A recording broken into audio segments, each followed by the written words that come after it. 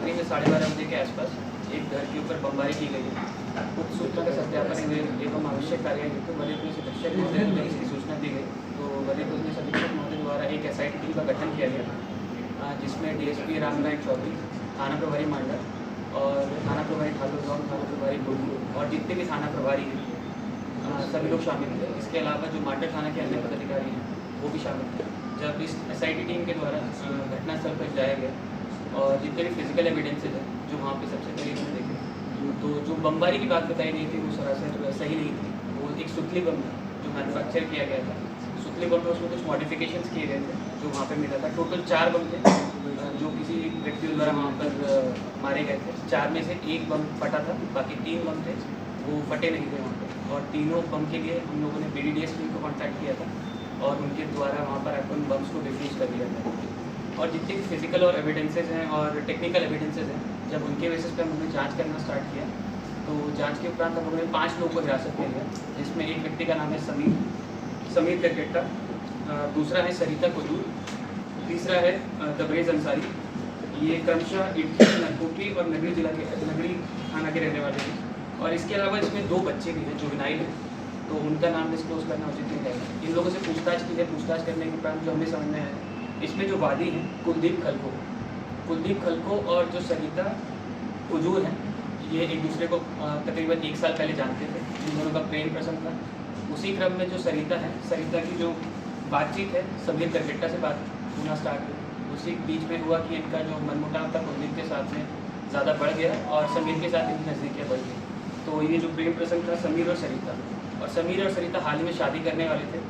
But सरिता ने समीर के सामने एक कंडीशन रखी कि जब तक तुम कुलदीप को नहीं मार देते हो तब तक वो उससे शादी नहीं करेगी। इसी चीज़ के लिए समीर, सरिता और एक और व्यक्ति है जिसका नाम है तबरेज़, इन लोगों ने एक योजना बनाई कुलदीप खलको के ऊपर वार करने की और उसे मतलब मारने के लिए। इसी क्रम में इन लोगों ने 22 जून 2026 को वहाँ पर गए और वहाँ पर जाकर रैकी की, पता किया कि कुलदीप खलको कहाँ पे रहता है, रात में कहाँ पे सोता है, उसकी दिनचर्या क्या है।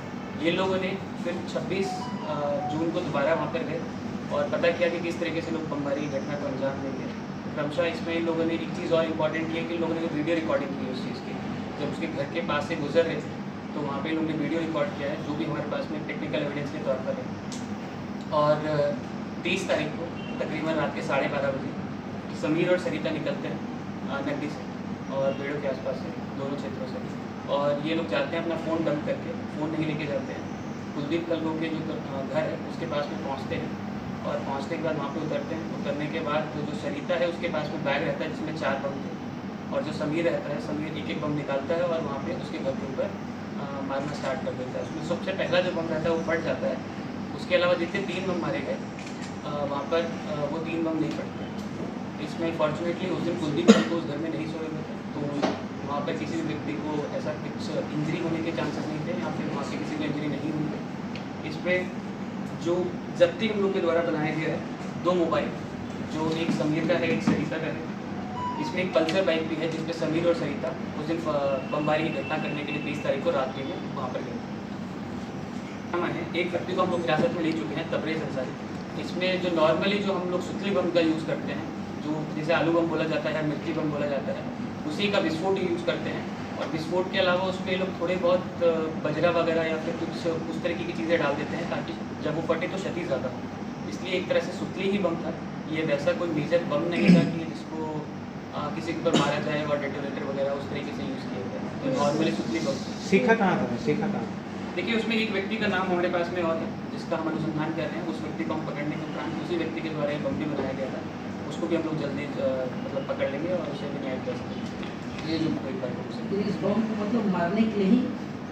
जी हाँ, इन लोग का पर्पस वही था कि तकरीबन इनके पास में 4 बम है, तो 4 बम एक ही जगह पे फोड़ेंगे तो चांसेस है कि जो कुलदीप है उसको इंजरीज थोड़ी सीरियस होंगी और वो अगर सीरियस इंजरीज होंगी तो मतलब मर भी सकता है। इन लोगों में से किसी ने भी किसी का नहीं, इसमें से किसी भी व्यक्ति का आपराधिक इतिहास नहीं है। ये एक षड्यंत्र था जो 4 या 5 लोग के द्वारा रचा गया था। एक व्यक्ति और है, टोटल 6 लोग इन्वॉल्व थे इस पूरे केस में। 5 की गिरफ्तारी हम कर चुके हैं और एक व्यक्ति को हमसे जल्द गिरफ्तार।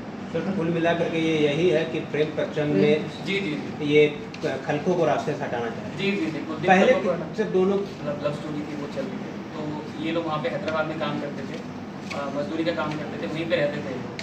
तो उसी क्रम में जो तीसरा व्यक्ति है समीर करकट्टा, वो भी वहाँ पे गया और समीर की बातचीत होना स्टार्ट हुई सरिता से, और समीर और सरिता में प्यार हो गया। तो और कुलदीप वापस झारखंड आ गया। तो उसी क्रम में फिर जो सरिता और कुलदीप है, इन लोग के बीच में थोड़ा वैसा वैसी होती थी। कुलदीप हमेशा सरिता को बोलता था कि अगर शादी करना है तो हमसे ही करो, और सरिता का जो प्यार था और लगाव था वो समीर की तरफ था। तो इसी बीच में समीर और कुलदीप के बीच में काफ़ी मतलब वैसा वैसी हुई थी। उसी क्रम में इन लोगों के बीच में लव ट्रायंगल स्टार्ट हुआ। ठीक है।